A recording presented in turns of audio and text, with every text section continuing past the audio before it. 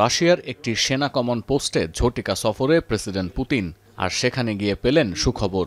রুশ প্রেসিডেন্টের সামনে শীর্ষ কর্মকর্তারা নিশ্চিত করলেন পোক্রোভস্ক ও ভোভচান্স্ক নামে ইউক্রেনের দুটি শহরের দখল নিয়েছে মস্কো।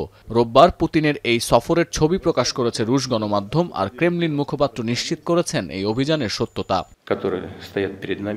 এ সময় পুতিন ইঙ্গিত দিয়েছেন যে উদ্দেশ্যে ইউক্রেনে অভিযান শুরু করেছিল মস্কো তার খুব কাছাকাছি পৌঁছে গেছে রাশিয়া।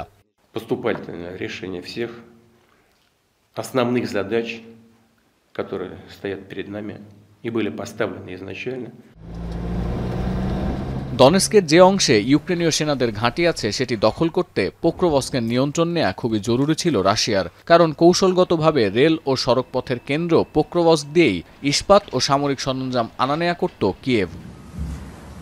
যদিও রুশ প্রেসিডেন্টের এই দাবি সরাসরি প্রত্যাখ্যান করেছে কিয়েভ। চলমান আলোচনায় ইউক্রেনের ভৌগোলিক অখণ্ডতা নিশ্চিত করাই সবচেয়ে চ্যালেঞ্জ বলে মনে করছেন ভলোদিমির জেলেনস্কি। প্যারিসে ইউরোপীয় ও মার্কিন কর্মকর্তাদের সঙ্গে বৈঠকের পর এ নিয়ে কথা বলেন ইউক্রেনীয় প্রেসিডেন্ট। Росія вже стільки разів порушувала свої обіцянки, порушувала всі договори і зривати мир. এর আগে কিয়েভের প্রতিনিধি দলের সঙ্গে সাক্ষাতের পর মার্কিন পররাষ্ট্রমন্ত্রী মন্তব্য করেন, আলোচনা ফলপ্রসূ হলেও বেশ কিছু জটিলতা আছে।